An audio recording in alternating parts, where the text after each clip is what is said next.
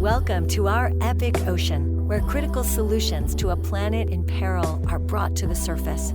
Our epic ocean celebrates all that is epic about the ocean and why it is the planet's most vital resource.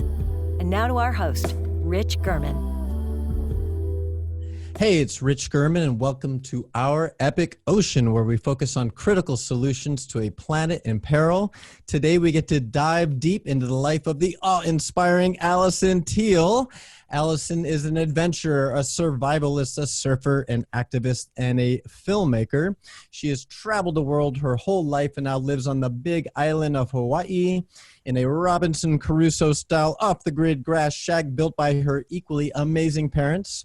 She is considered by many to be the female Indiana Jones, and after learning more about her, I can easily see why.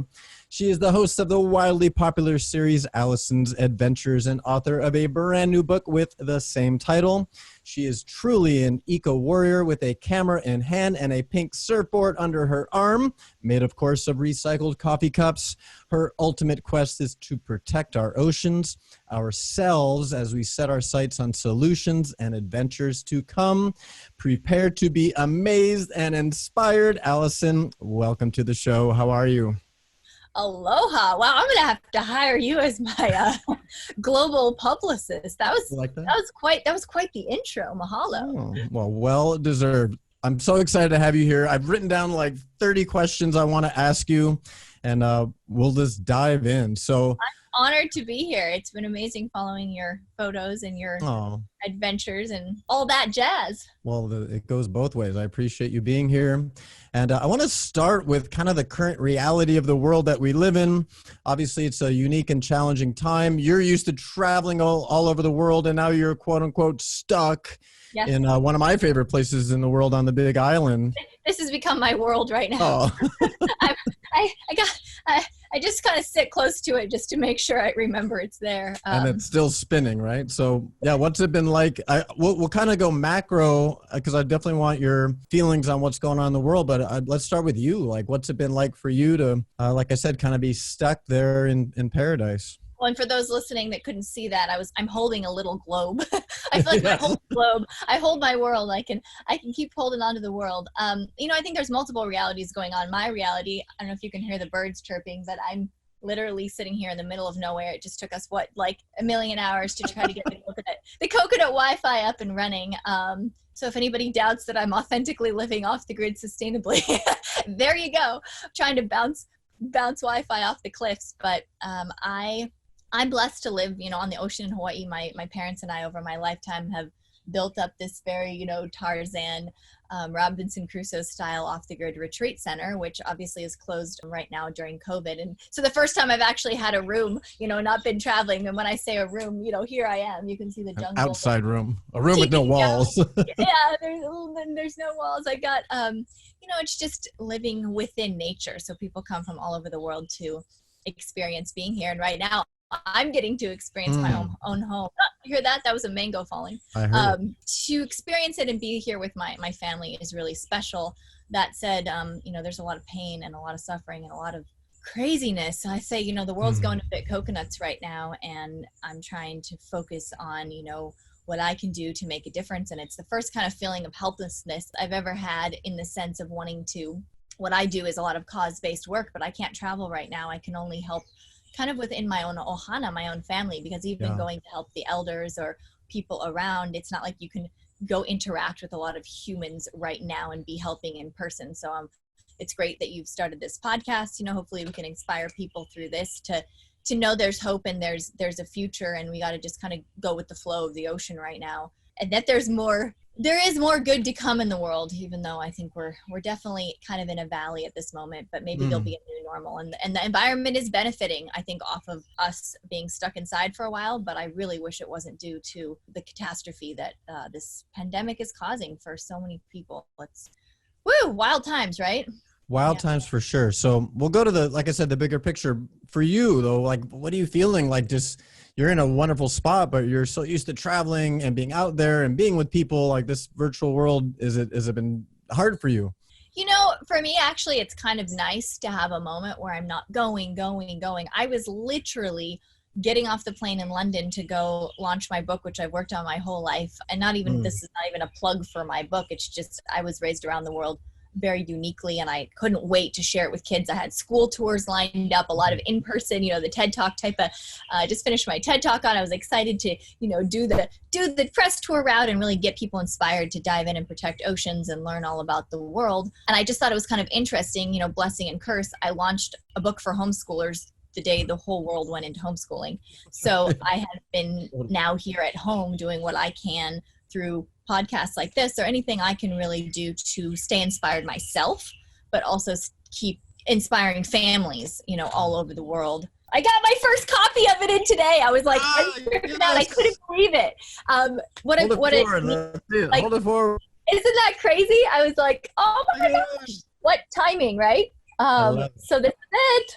This is my surfboard made out of recycled coffee cups, and my bikinis are made out of recycled plastic bottles. And I'm excited to be you and your family's passport to the world. But it looks a little like that pink surfboard over your left shoulder there. Is that it? That is it. That is it. Yeah, just wanting to make waves of change through whatever way I can right now. Usually I do film work. Usually people make a book that turns into a movie. I kind of went backwards, where I travel the world with my pink surfboard made out of recycled coffee cups, and I try to be as sustainable as possible. Like my hat's made out of coconuts. In case, we go really have issues, I'll be able to make coconut bras for everyone. At first I went, totally down and went, oh my gosh, the world's coming to an end. What do I do? Because I had so much hope of what I was doing at that time. But then I shifted and said, okay, what if you were given a time to completely reevaluate your life? Mm-hmm. I know a lot of people were stuck inside. That's horrible. But there's also the people that are just stuck inside bored, right? You had a lot of different elements going on. And for the people that were stuck inside, like, what can you do if you were given a time in your life where you could just do nothing? What could you create? What if you were handed that time and said, reinvent your life? And so since I'm here in Hawaii and I'm blessed and we have coconuts and mangoes, and trust me, it's been a roller coaster. It hasn't been all easy. Sure. I'm really looking at that and saying, what can I do moving forward to help inspire and to, yeah. I love it. So I want to come back to your book in a second. Super excited about that. Good timing that you've got it in your hand, which is an amazing feeling. I've been there. But let's look at the bigger picture.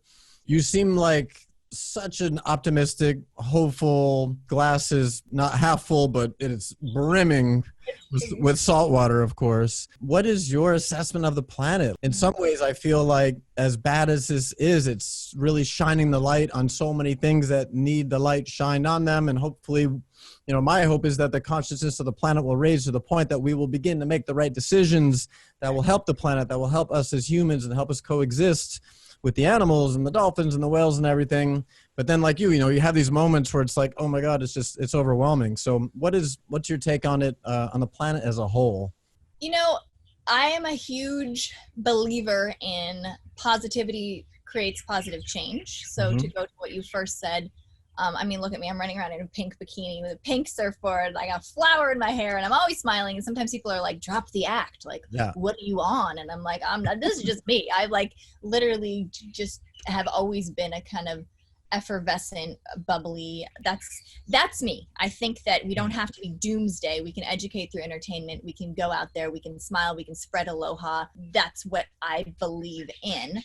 On the flip side, I think you also have to see it to believe it. And so what I have seen through my adventures, what I've seen living here on the beach in Hawaii my entire lifetime, is the destruction of our coral reefs. We've lost almost 50% of our reefs in Hawaii since just 2011 from things like toxic sunscreens and plastics, doing Naked and Afraid, elephant in the room. Yes, I was the first to go on Naked and Afraid and watching plastic wash ashore from all over the world with different labels from every country and going, wait a minute, this isn't a Maldivian issue. This isn't an Indian issue. This isn't a US issue. It's an issue for everyone.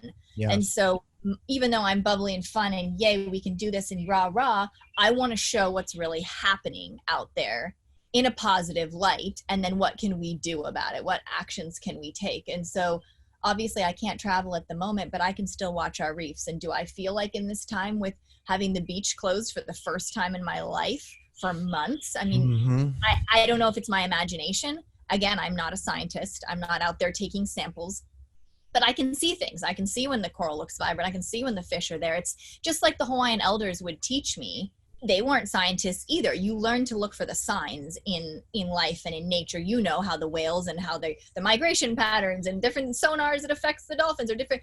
You kind of learn to watch and observe. And so what I'm seeing during this time is that we as a human species can make really fast change if we want to or if we are forced to. And I wish it wasn't at the cost of a pandemic, but it also shows what we can do in a very quick amount of time to clean up the air, to help protect the oceans. I'm not suggesting everybody goes inside and locks herself in a room for months, but you know, what can we do to make big change? On the flip side of that, I'm also seeing how important our waters are. And think about it, if we have one little virus right now that is doing this to the entire world, what if something got in our waterways? Because we can only survive about 4 days without drinking fresh water. And I'm not trying to give anybody ideas, but like, what if you put something in our water? You could take the whole planet down within moments, and it's the things you don't see. You know, it's not, I've been diving into TikTok, which I think is funny, and that's a whole nother conversation. But the kids on TikTok are all, you know, well, Alison, are you afraid of sharks? Like, sharks, I don't want to go in the ocean because of sharks. And I'm like, it's not the shark probably that's going to hurt you in the future. Right. It's the little thing that you don't see in life is what could be, quote, you know, the killer. And so there's those two kind of dichotomies right now. I love that. First of all, I want to acknowledge you for your energy and your optimism. And it's so in alignment with the whole purpose of this show. It's like, okay, we get it. The planet's in trouble. The ocean's in trouble. And now what do we do about it? So to me, I want to make sure that we're diving in this conversation into solutions and actionable things that people watching can do to make a difference. And we'll absolutely get there. But I just want to acknowledge you for who you are. In fact, I mentioned I want to talk about the book, but I'm going to come to the book. I have one more topic I want to bring up first, because I want to talk about why you are who you are. And I want to take you now deep into your childhood. It's very sleepy. Obviously, you've had a unique life. Most people don't live in an off-the-grid grass Robin Crusoe shack that their hippie parents built by hand. At least I wasn't raised that way. I was born in Chicago. There wasn't too many of those in my suburban neighborhood. Right? So tell me about your parents, and most importantly, how did they influence you? Because something tells me if your parents were sitting right next to you, we would all realize exactly why Alison is the way she is. I know, I should call them back here. They're too funny. They're more than welcome. Like, don't run naked through my, you know, the shower. The shower's back out here, the teepee jungle shower. Like, don't do that right now. No, you know, first off, I will start off on saying the coconuts are always greener in someone else's yard as well. And so everything that I'm about to tell you, it's interesting because growing up, so basically I was born into a life of adventure. My parents were photographers for companies like National Geographic, Patagonia, North Face, Eagle Creek, Teva Shoes. My entire existence since birth was literally traveling world to the most remote and exotic corners of this wild earth. When I was about 2 months old, they took me up the highest peak in southern Peru. And after that, life was this crazy whirlwind of adventure, from, you know, going down the Amazon in search of, you know, on dugout canoes in search of tribes, lost tribes, going up Everest area when I was like 7. You know, my dad's like, it's time we go to climb the Himalayas, and I'm like, You haven't done that yet. Yeah, I haven't done that yet. Growing up in Indonesia, Bali, you know, learning to surf before people even knew there were like waves in some of these areas. Gosh, just really incredible experiences, you would think, right? But the funny part is that my number one dream, hilarious as it would be, was to go to school and have textbooks and homework, because I would watch like films on the airplane, like Disney films, and I'd see the kids having slumber parties, or, you know, so and of course now I'm appreciative of what I had, and I'm taking up the torch with my own filmmaking and adventuring and journalism and authoring. I'm an author. Authoring. And so, you know, going from that to being homeschooled around the world, literally in a tent, waking up every day, not knowing where I was going to be, not ever having a closet, having a backpack, to USC Film School. I got a scholarship to USC Film School. I went to UC Berkeley, and then I went to USC Film School, getting a scholarship to both. Failing the SAT scores miserably, not knowing what the hell I was doing, writing a really cool essay, you know, about my adventures, having an incredible, I think just, experiential education is what my dad calls it. It's like, they packed a lot into my little brain before the age of 7 even, and getting to excel and do film and take that knowledge then back out into the world, forming my Alison's Adventures series, which is, kind of like I'm a female Indiana Jones, but I'm on a quest to protect our greatest treasure on earth, which is our world waters. And I aim to do it towards kids, and then got this organic social media following that was not just kids. There's the Eat, Pray, Love kind of generation. There's the spring breakers. There's the people that want to travel. There's the families. And then, of course, there was Naked and Afraid, which brought a whole nother kind of Discovery Channel contingency on board, quote. And so, yes. And then I wanted to show everybody that we need to get on board with protecting our planet, not because I want to be an environmentalist, not because I'm out there, on my soapbox. It was more because as I continued to travel, I would see these cultures that I grew up in, these pristine rivers, these incredible beaches. Like you go to Bali, for whoever's been to Indonesia, you walk down a beach now and it's catastrophic, especially during like rainy seasons. I mean, you can't even swim without just getting plastic all over you. And so I thought, well, I need to shift from my exploration of mysteries and really solve this bigger mystery is like, how do we keep our planet alive? Because the planet will probably be fine, but us humans might not be. I agree. I've always felt like we're kind of at a crossroads. Either the planet is going to say, you know what? No, you guys can't be here. I'm going to spit you off. Exactly. Which is, I think, what's happening right now with this pandemic is just a little tiny taste of what that could look like. Or, and this is the optimistic pink surfboard alley. Yeah. We're going to figure it out. We're going to figure out how to coexist. And obviously that's what you're focused on. So your parents created this little adventuring, traveling, filmmaking, optimistic, amazing mermaid of a daughter. You took the torch, you're running with it. Let's talk about the book. So it's a lot of work to put a book together. A lot of work, exactly. Deep breath. Grab that book again. Let's see it. Grab the book. Take a deep breath. This is so weird. I've never marketed a product in my life. I mean, for other companies, I make branded content because I'm a full production house. But to actually feel like I'm marketing my own product is just such a strange feeling. But to me, it doesn't feel like a product. It feels like a story to change people's lives. And that's just what's so exciting to me. I've even got the Oprah on the back, the Celine Cousteau's, the Jason Mraz's. I got the okay from Time Magazine to use, the female Indiana Jones, which they gave me. So that's just super exciting. And epic. I'm just, basically though, what it is it's kind of like if a National Geographic catalog and Harry Potter had a baby.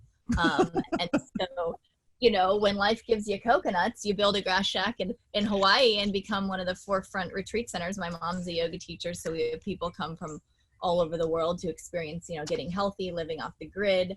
Really, my parents walk their talk. And so pretty much, there's our house. It's this wild Swiss Family Robinson, there's us building it with little naked hippie children. And I was, professional hula dancer growing up, and I really dove into Hawaii culture. So this is, there's your favorite dolphin buddies. So we're graced by, dolphin and whales, and you've gotten to swim with them when you're out here. They'll come swimming by when you least expect it. And the Himalayas adventures, going to school with the Sherpa children up there, creating programs like with Patagonia to get kids scrap material jackets. We started something like the Coat of Many Colors to make sure that I started recycling at a young age to make sure kids could have jackets. There's my little teeny trekking permit when I was 7 years old, my little teeny face. But everything from young adventures to paddling up to an active volcano, as an adult, and going through the catacombs and firewalkers in Fiji and grizzly bears. We've got Trash Island and the craziness that all is, and how I helped to get it cleaned up. I really believe in solutions. And so to me, what this book is it's more than just a book. It is a way we can virtually travel right now during a pandemic, but it's also a way to, I hope, have kids have a role model like a Dora the Explorer or a female Indiana Jones, that I'm real, and they could really reach out to me, whether it's TikTok, whether it's Instagram, whether it's Facebook, whether it's email. I do my best, to just answer everyone and give them inspiration like you do, with your books where you're helping people, whether you're helping in business, you're helping in a way. And it's not just about me. It highlights incredible female role models, explorers, people all over the world. And so anyway, this is my first time talking about it. So this is kind of exciting. I'm just going off the cuff here, but I really hope people, enjoy it, and that I can pass on the wisdom that my parents instilled in me. And I also, it's been amazing working with Ripley's Believe It or Not. Ripley's Believe It or Not is a huge brand. I loved their books when I was little. They really inspired a lot of kids. So total honor to be in their forefront. But yeah, I mean, to have a book, to grow up in the Amazon and then have a book on Amazon is quite, that's pretty amazing. Quite a feat. It's exciting. It must have felt amazing to hold it in your hand for the first time.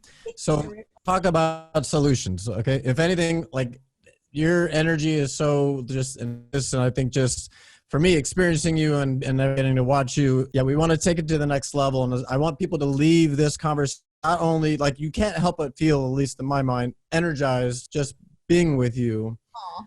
But I want to be able to, like, how do we leverage that energy into actionable solutions? So let's dive into the work that you're doing.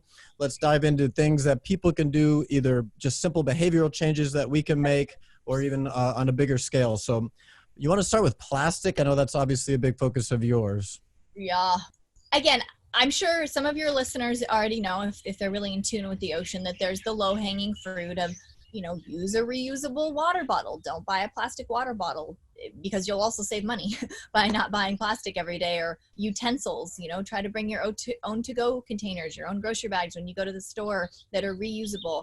I think that's kind of been so publicized now that I would hope a lot of people are understanding how important an individual can just make change just with their everyday actions. So that's very, very, very, very important, because everywhere I've gone, the water bottle to me is like the biggest culprit. And it just floats forever. Then it breaks down. Then the fish eat it. And then they say by 2050, there'll be more plastic than fish in the ocean. And, and then we eat the fish. So now we're eating the plastic. So, and getting to research for my TED Talk, I mean, there's something like 96% of Americans age 6 or older have BPA in their system, which is what is in plastic. And then it's causing cancer. There's research that it's causing cancer. Again, I'm not the scientist. I don't want to sit up on my soapbox and be like, this is what's going to happen. I just watch and I see what happens in all my travels, and I get to swim in the same circles as a lot of these incredible researchers. And it's pretty mind-blowing what the chemicals in plastics can do to us by drinking out of it, by having it around, by having it in the ocean. So we need to work with local organizations, nonprofits, government. So there's one element is doing your own, stop using it, but the other element is getting policies changed. And so that's what I helped. I paddled through the LA River when it was just channel off the LA River in Marina Del Rey when it was flooded with plastic. And long story short, it went so viral, like overnight, that I've been told by officials that that's one of the reasons that they banned the plastic bag, is because people saw my film and then they went to vote. So to know I have the power through a minute-long video of just showing people what's happening out there. They banned the bag in California. Same with sunscreens in Hawaii. I made a minute-long film that went on Hawaiian Airlines and showed everyone entering Hawaii saying, our reefs are dying. This is what's happening. And then it was instrumental in helping ban the sunscreens. And this isn't really about that was the first time I ever saw you was on an airplane to Hawaii, and I saw that video and I made a note, like, this is someone I want to connect with. True story. True story. It was probably a few years ago. So let's come back to the reefs, but let's stick on plastic. To your point, we know it's the problem. And yes, we can individually make behavior changes. I'm 100% with you that big impact, especially with plastics, is going to come from policy change. Yeah. Like you mentioned in California, if it's illegal to use single-use plastic bags, that's going to make a big difference. So what can people do that are watching us right now that would help change policy, that would help? In my mind, and correct me if I'm wrong, there's things that will lead to policy change, and then there's things that will lead corporations to make changes. So let's say I don't want to shame any company, but let's say some of these big companies that are producing a lot of plastic, if we as consumers said, you know what, we're not buying your plastic bottle anymore. Go figure out a marine biodegradable alternative, and then we'll buy it. Like, what are the things that we can do that would lead to either policy change and or companies making better decisions? We can all just drink out of coconuts. I mean, that's the solution. I'll send them over. I got a lifetime supply, and I'm starting my coconut bottling. No, I'm kidding. if it was that simple, right? It's so funny, right? It's like we've created all this stuff. Now we got to get rid of it. I'm of a different mindset than most. I do believe.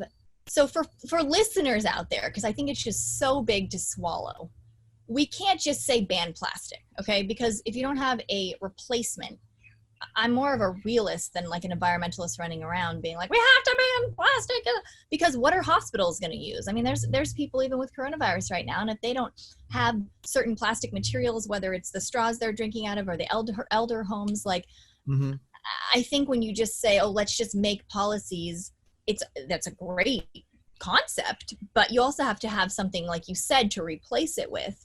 And so, yes, if we put pressure on the companies, hey, find a sustainable material.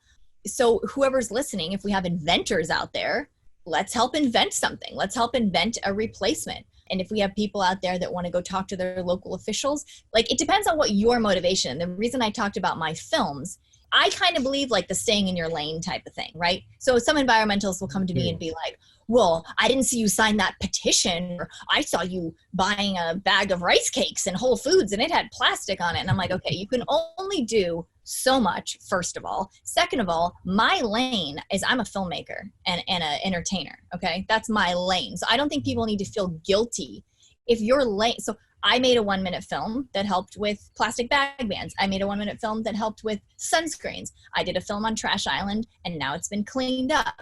So I think awareness causes change. That's my tool. So what is your tool?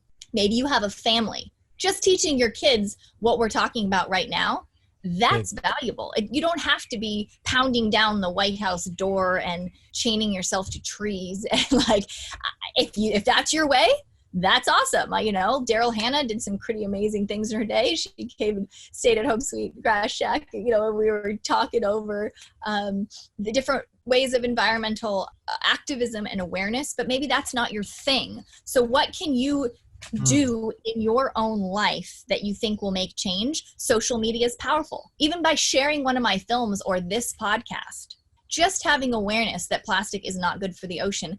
And so what? Okay, you don't eat fish? Well, guess what? About 70% of our oxygen comes from the ocean. So even if you don't eat fish, if you want to breathe, we need to protect our world waters. If you want to drink water, it's really scary what's happening. And with all the takeout containers, with everybody, doing takeout right now with COVID, it's going to be a catastrophe after this with the amount of plastic going in the ocean. But, I'm also not going to be like, look, if you're scared of a viral disease right now and you want to get a plastic bag at the store, who am I to judge that that's what you want to do right now to keep your family safe? Would I advise against it? Yes. But I just think if we don't have kindness and aloha and understanding of other people's needs, there's a lot of bad things happening. There's elephants being, mutilated. There's trafficking, there's prostitution. So we need to keep happy and educate rather than, getting down. Not that you are. I'm just saying there's a lot of that right now, like doomsday and, we need to stay positive. What can you do in your own way? So I want to just kind of reiterate 2 points that I feel are so important. That staying positive, which is not always easy, and you even admit it. People might think, "Oh, of course, Alison's positive. Look at how she was raised." No. Well, it sounds like there was a part of you that was like, "I just want to be a normal kid. Mom can't let me to school." So it's like, the grass is always greener, like you said. The grass hut is always greener. So that positivity is important, and again, that is why this show right here exists. It's like, okay, we get it. There's problems with plastics and coral reefs. We'll come to that next. But what can we do about it? So just what you're doing here, offering practical solutions, is important. And then the other thing that I want to drive home, and I've always used this phrase, stay in your lane. And I think that is predicated by, well, what is your lane? Like, your lane. Yeah, your lane. I know my lane. And guess what? It took me a long time to figure that out. So any advice for people watching? Because some people might say, yeah, you know what? I'm just going to make some changes in my own personal habits, and then I'm going to spread that just in my little family and maybe just out the door in my community, and that's great. There's going to be some people that are so inspired that they're going to want to go start their own nonprofit or work with another nonprofit or something like that. Do you have any advice, and I didn't know I was going to ask you this, on how does someone discover what their lane is? Ooh, this is a good one. Yes, swim in your own. Okay, I should preface this by saying I do wear many coconut hats. So I don't mean that you can't, dabble in all kinds of things if that's what you want to do. But I think there's this pressure in our day and age that you have to be everything. You have to be able to play the violin by 2 and then, surf and snowboard and run a Fortune 500 business and start a nonprofit and, make your parents happy, make yourself happy, make your sister happy. Like it's overwhelming. And I was a child that like grew up in the jungle and then came into the world and was like, whoa, you got to do all of this. And luckily, innately, I had a lot of skills. But, the number one thing that I think a lot of people will say is like, well, I want to do this lane, but I don't have the money to do it. Or I want to do this thing, but I don't have the money to do it. Or I don't have the knowledge of how to do it. If you already have a lane going, great, stay in it, keep doing. And I think if you have a lane, if you build it, they will come. So if you're in the lane and you're going, oh my God, I've been in this lane and I like this lane, but I can't sit, just keep building. Because I adventured for 10 years plus all my childhood documenting, eating coconuts and granola bars, not having, a coconut to my name in the bank, just trying everything I could to create these films, create this content, have amazing photographers like Sarah Lee, like Mark Tipple, people volunteering, meeting people like Steve, who's producing this podcast, saying, hey, I'm working with a company, Sustainable Surf, and we can help make boards out of recycled plastic coffee cups. And then Lost coming on board. We're a huge company and we can do these surfboards and get them out to the, mass appeal. So there's so many stepping stones that, first of all, I was just this little Tarzan child, like sitting in a jungle. And then after years and years, here Ripley's coming to me, hey, let's make this amazing book. And now it's going to be in the hands and hearts of kids all over the world. So I think one lesson I would say is just keep going.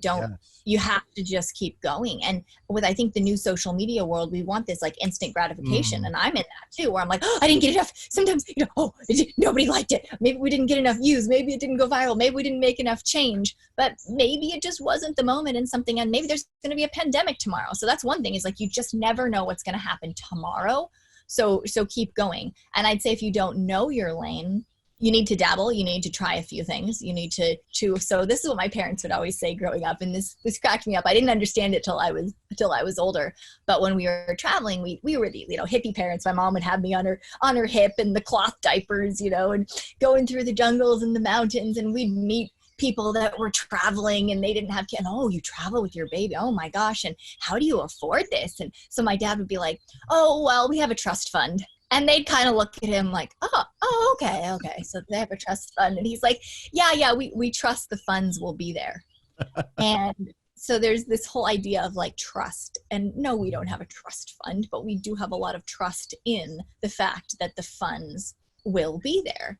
And, I think that you probably inspire that in people every day. And I'd love to hear your advice actually when you coach people on business, because I think there's probably similar elements in that where you kind of got to trust. And I don't mean trust like sell everything you own and go off around the world and do something crazy, but like baby steps every day, trusting that it will come back to you if you're doing what's meant to be.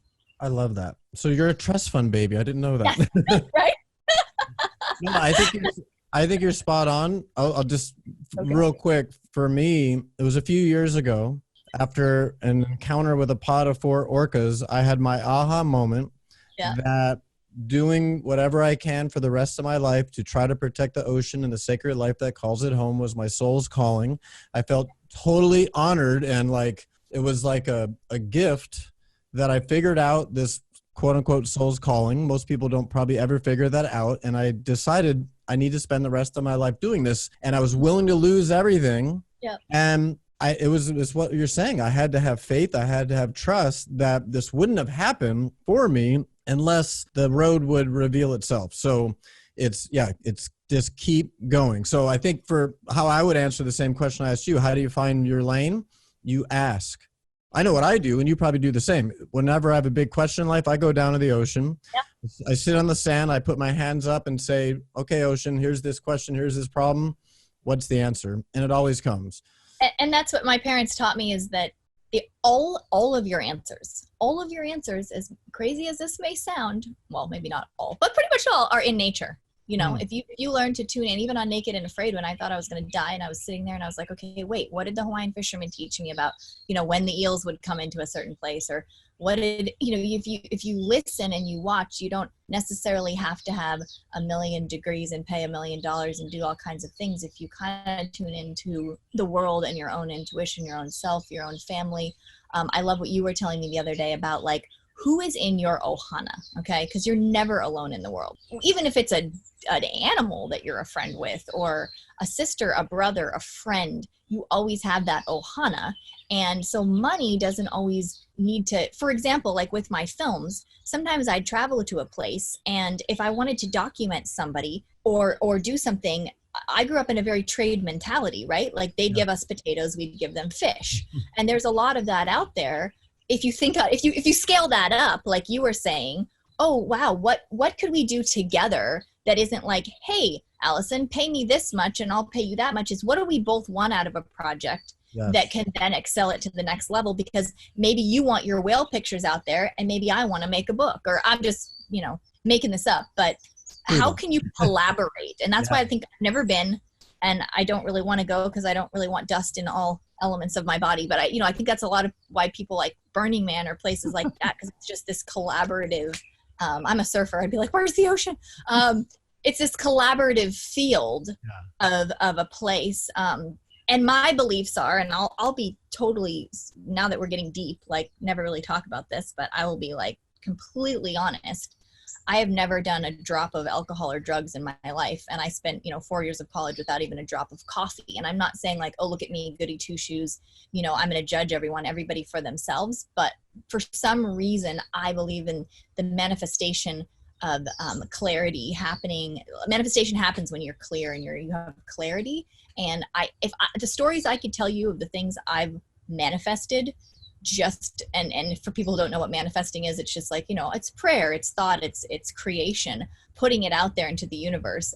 I just think having these like clear portals to whatever is God, is the universe, is some people it's the dolphin, whatever you want to put that faith and that trust into. I could tell you the craziest stories of things manifesting. Like when I got my call for Naked and Afraid, I was sitting on an island in Fiji.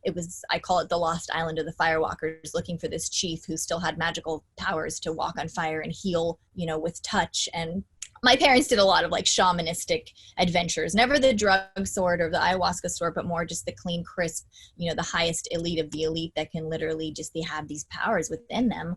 Not that I judge that side of it, but that was our take on it. And it's amazing, my not to get off on a tangent, but like they've been leading trips in Peru for 30 years and they know all the highest shamans are like my godparents. The Eat, Pray, Love shaman was, my painting teacher growing up. And so I was raised around these cultures to believe in the supernatural, the superstitious, the magic. And so I'm on this island of firewalkers and I had my phone next to me. It was turned off. It had no SIM card. We were in the middle of nowhere. It couldn't have worked anyway. And it rang. And it was Discovery Channel asking me, I was like, God, to be on Naked and Afraid, which I was like, wait a minute, no way. I don't want to be naked and I want to inspire kids and no thank you. And I basically was offended and kind of hung up. And then, a year later figured out that it was actually an interesting concept. And I wanted to give it a go and take on the challenge. But something like that. And through that, guess what? I was able to help change the world of plastic pollution conservation, because with the talk shows that Naked and Afraid brought me, with the fame and the notoriety that being that first, person on it and having all the press tour, I was able to use that platform to do a lot of good. And I think the universe knew, hey, we're gonna make her starve naked and almost die, but then we'll give her a platform, but that connection with nature and knowing, hey, Earth, if you keep me alive, I will help you. And that's what I think happened. And so that's a long way around, but I just wanted to give you an example so people don't think I'm like totally wooey. And I'm actually not. Like, went to 2 of the best universities on the, like, I love scientists. I'm not just woo, but there's things I can't explain. And I just think having that clarity and that desire to manifest and the belief, like Tinkerbell, I believe it's gonna happen. I can fly.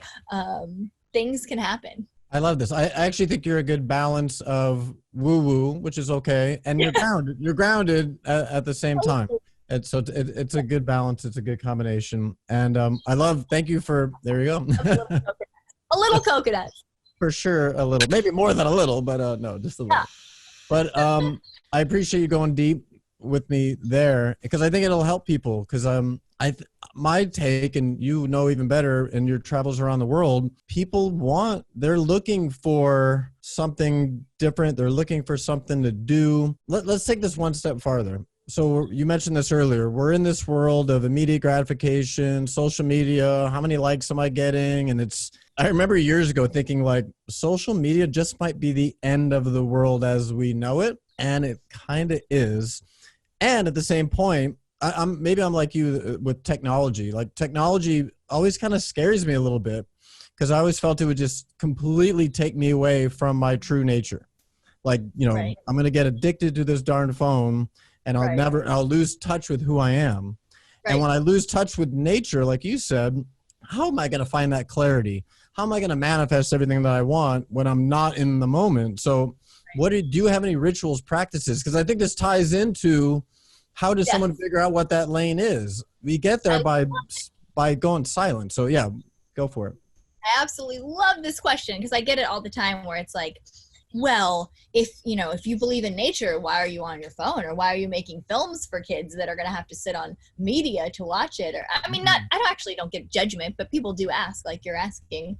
And my answer to that, and I love this, it took me a while to kind of figure out. And then when I did, I had that aha moment. I was like, oh, it's like the Oprah moment, but nobody got a car. And so basically in olden times, like growing up in all these cultures, we would sit around the fire and talk story in Hawaii with a fish cooking. In Bali, they would have shadow puppets. We would do hula dance. We would be in the Amazon and they would show you carvings in a tree or etchings on a rock. I mean, there's every culture, whether it's Egypt to Tahiti to Hawaii to Africa, everybody's got their petroglyphs, their pictographs, their archaeology, their etchings, their storytelling ways, right? Mm-hmm. And this is how we passed on information to survive. So when the crops were good to plant, and a lot of it at this time might seem wooey, like, oh, wow. They would have all these mystical creatures that they would pass on stories. But the moral of those stories, or the message in those stories, whether it had magical eels or dragons or whatever it was, always had a lesson that the kids would then take and be able to use towards survival, right? Yes. I believe we don't have that anymore. And if we do, people kind of laugh at it. But we have something that's a new form of storytelling, and that is social media. Yes. And if you can get on there, I just got the biggest goosebumps.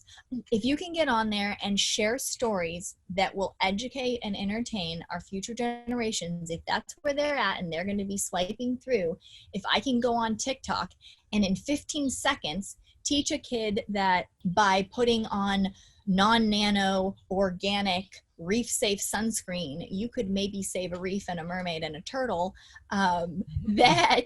that's incredible tidbits of information that unfortunately they're probably not going to go look for on the walls that are etched in, that are, some love the Indiana Jones, some will seek out that old, but I don't know if it holds enough water. So I think we have this really great opportunity right now to use all this for a greater good. And that's what I've tried to do. And that's what I feel like I've had success with. I'm hard on myself. I always want to do bigger, greater, more. So, my mom's always like, can you just give yourself like a coconut and a moment of credit? Because I'm like, no, but there's so much more to do.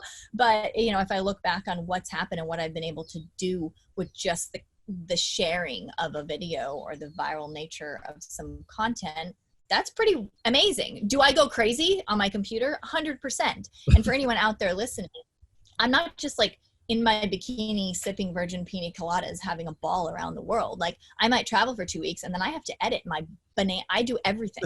I edit, I produce, I direct, I write it, I do it all. And it's a lot of work. And I'm not outside every day frolicking in nature.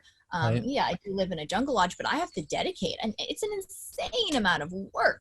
There's no easy, putting this podcast together, it couldn't have been just like, oh, I'm going to hop on here and talk to people. It's an insane amount of work, and you have to want to do that work. And it all full circle. It's a lot of work, but it's a labor of love. I don't feel like this is, I'm working right now. I'm talking to a cute blonde in a pink bikini with a pink surfboard.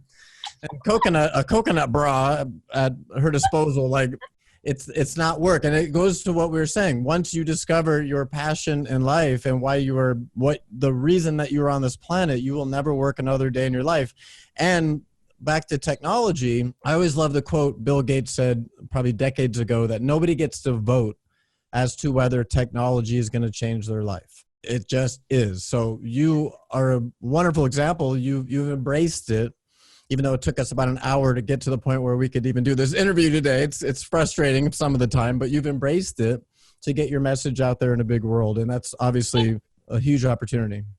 And don't overwhelm yourself. Like, I think, I don't know who exactly your listeners are. And I'm assuming it's, more of I feel like a dinosaur and I'm young compared to like the 12-year-olds that are running around. So if it's a quote older contingency listening, and I consider myself older, don't overwhelm yourself with all the different platforms. Like, if Facebook is your thing, do your thing. Who cares that maybe it's people think, oh, it's outdated and TikTok's the new thing or Instagram's the new thing. Whatever is your thing. If you want to do social media, if it's a podcast, or if you don't want to do any of it, try to put your focus onto one of them, because you will literally go coconuts. And I do every day. Like, politicians use Twitter, it seems like. Facebook is, there's so many things you can do, and I think it can be overwhelming, but I think you can make great change in your arena if you, like you said, stay in your lane, choose your non-harmful weapon.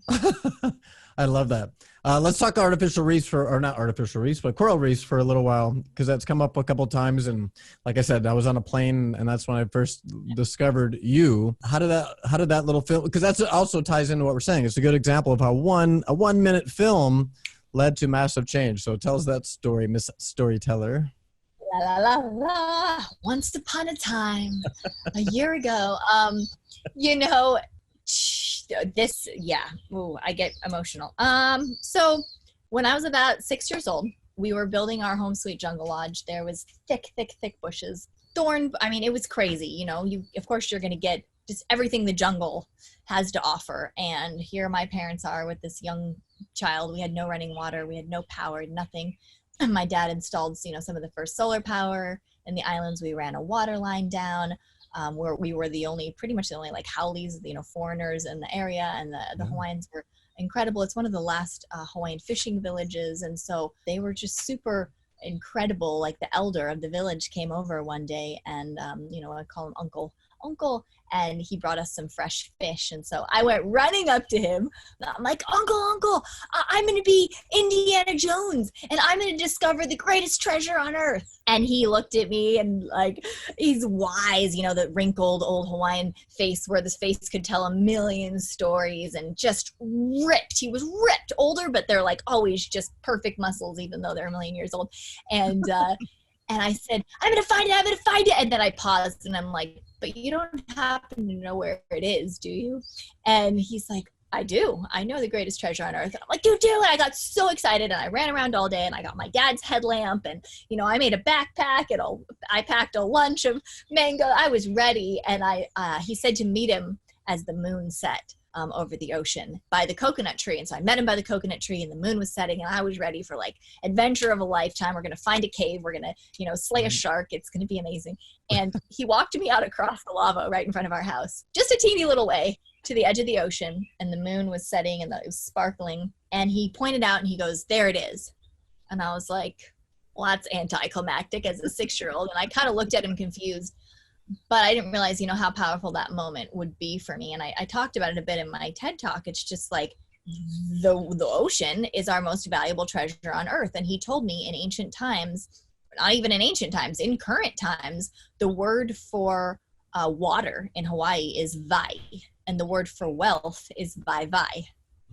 So there's your greatest treasure on earth. And that stuck with me. And so I was on my travels and going crazy and wanting to clean up Trash Island and do all these great things in LA. And I was all over the world. And then I got back here, and I dove into the water, Uncle, I went to dive into the ocean with him, and he was older, much older, and he could barely walk, but when he got in, he could swim.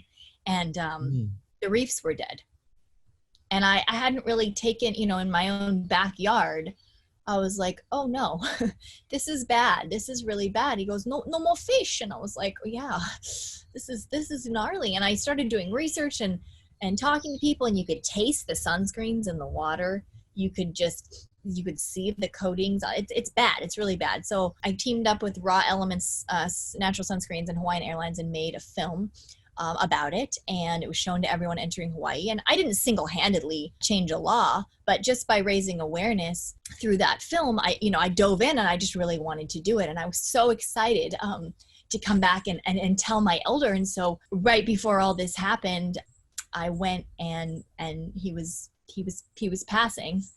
I'll pass on this information to keep our reefs alive so that the future generations can have fish. And it was so simple, because to him, that's how we survive, right? If we don't have fish, we don't live. And it hits me every time I get choked up, because, as he passed, the law passed. And, it's, yes, I run around in a pink bikini, but I also think that I want my children, if I ever have them, or anybody who comes to Hawaii or who's ever been to a beach, when you want to find Nemo and you can't find him, or you want to just experience the beach. Who doesn't love the beach? Who doesn't love the ocean? And who doesn't love to breathe oxygen? We got to do something.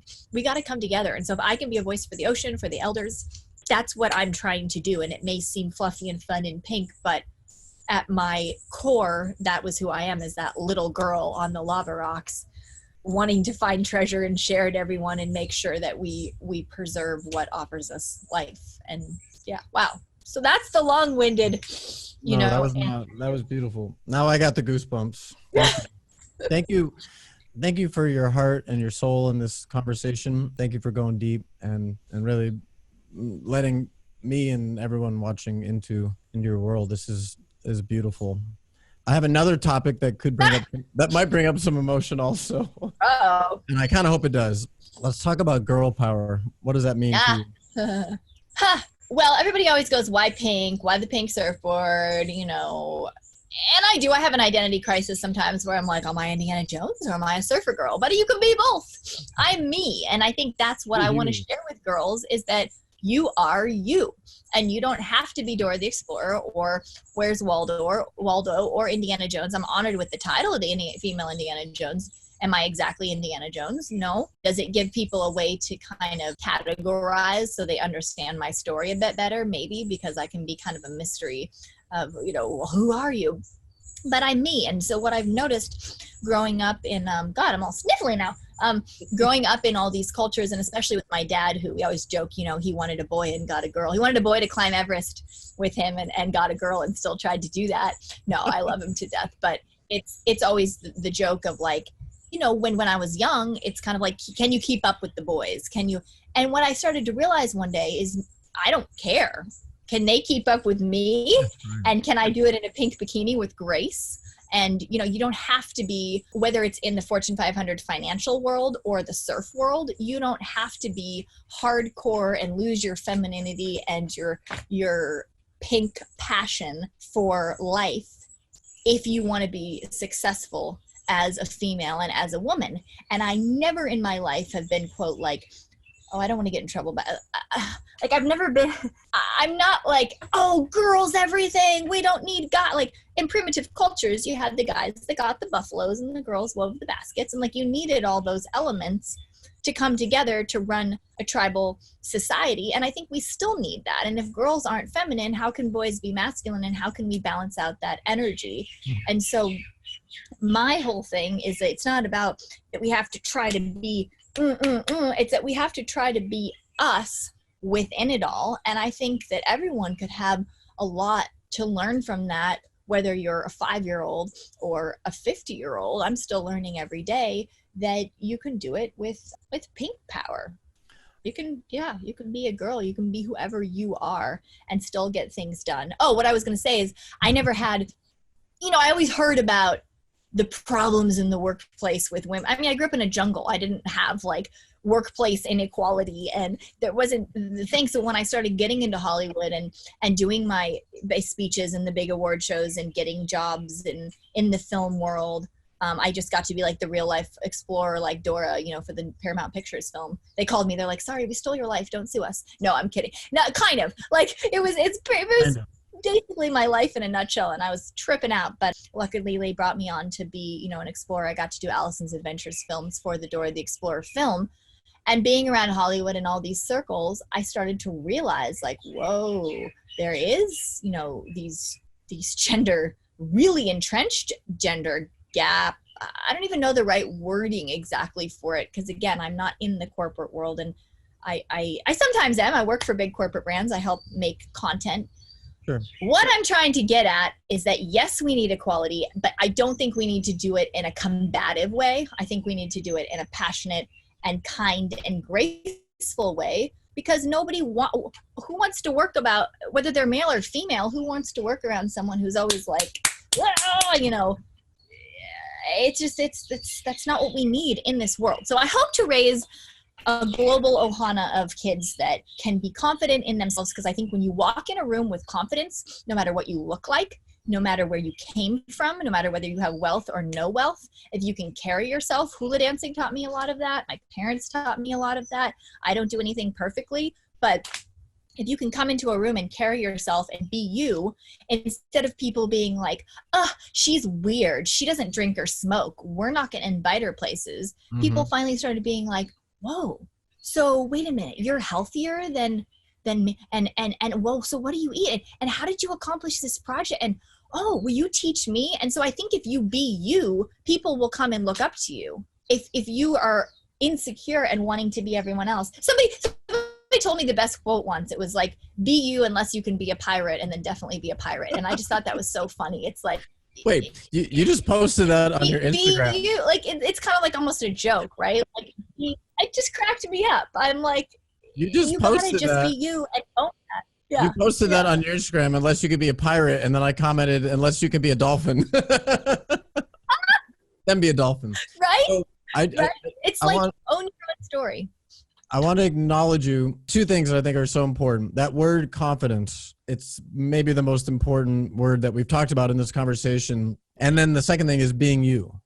And if there's one thing I'm getting from you, aside from all the great work that you're doing in the world and all these accomplishments and this amazing life that you live, but when I look at you, I feel that you give not just girls, but all human beings the permission to be themselves. And that is a wonderful, amazing gift. And tying this whole thing full circle, if we can inspire people to discover their passion, and hopefully that passion in this context is a passion to make the world a better place for the planet, for the animals, for human beings, right? Exactly.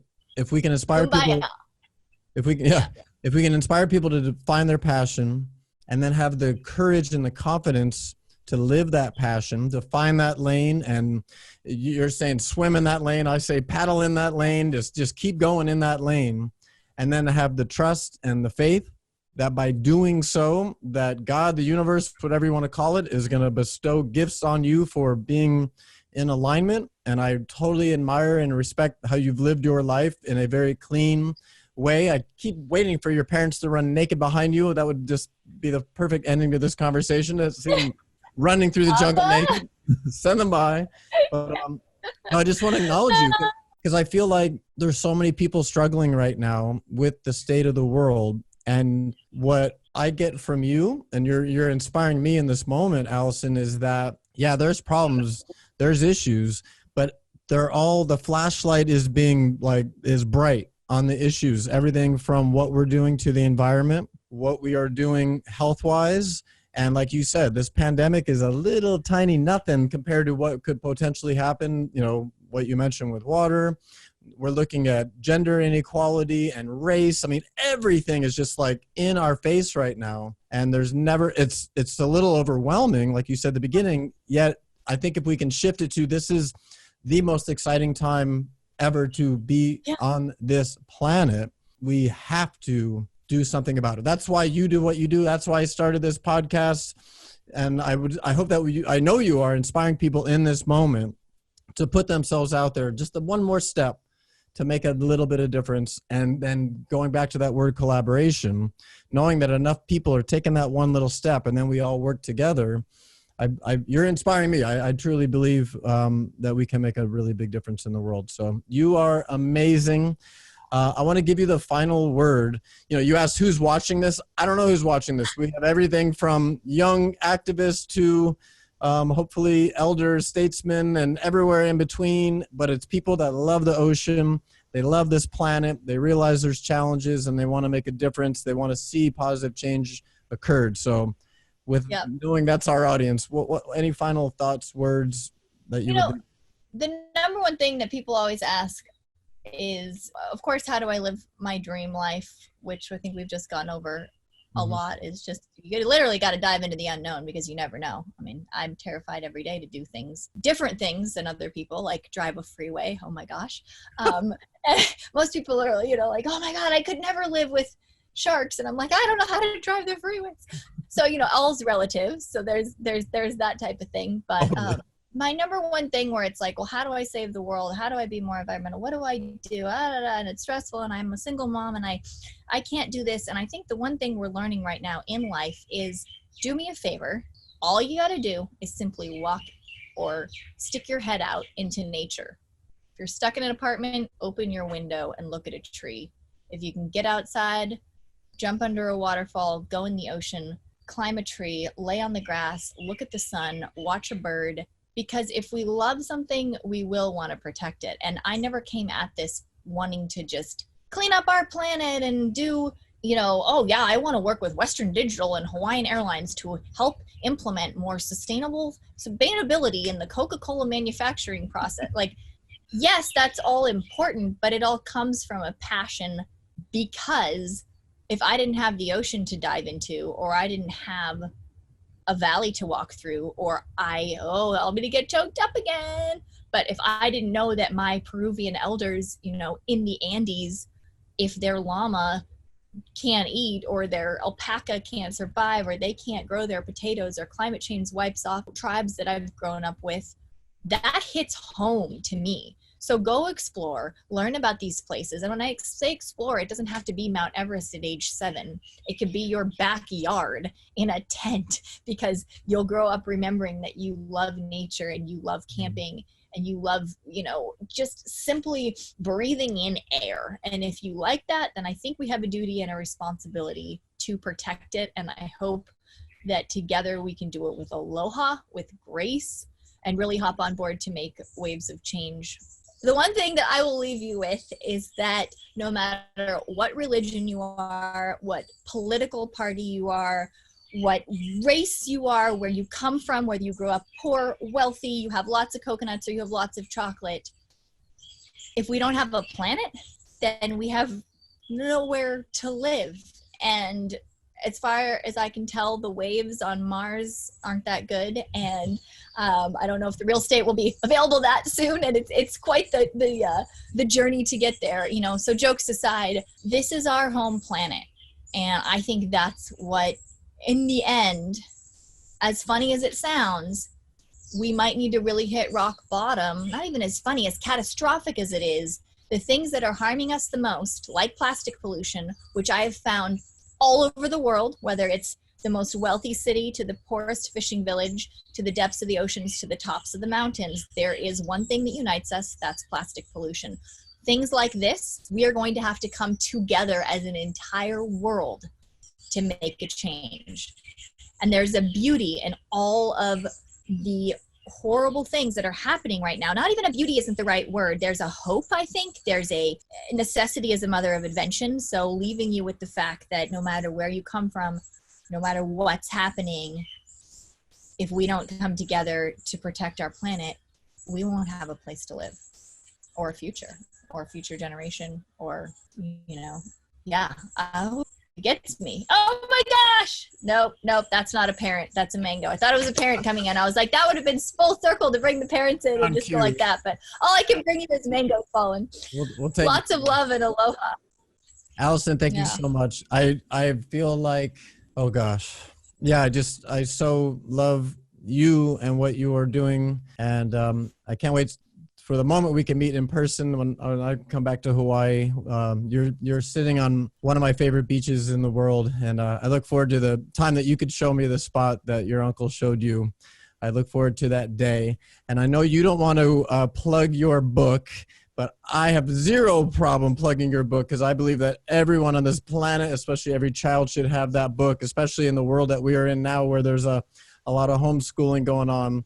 Everyone needs that book. So we will include links so people can buy it. I got my copy. I can't wait for my physical copy. I got the downloadable one, but I want a signed copy from you. Yeah, there's an ebook available. There's an ebook available right now for kids that are homeschooling that want it like on their Kindle, or they want to just be able to swipe through as part of maybe a lesson plan. And it's really fun.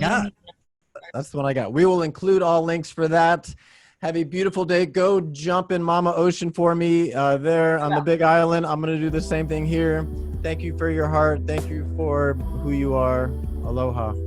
Aloha. And on that note, coconut drop. Okay. Yeah, ready? Mike, coconut mic drop. And we're out.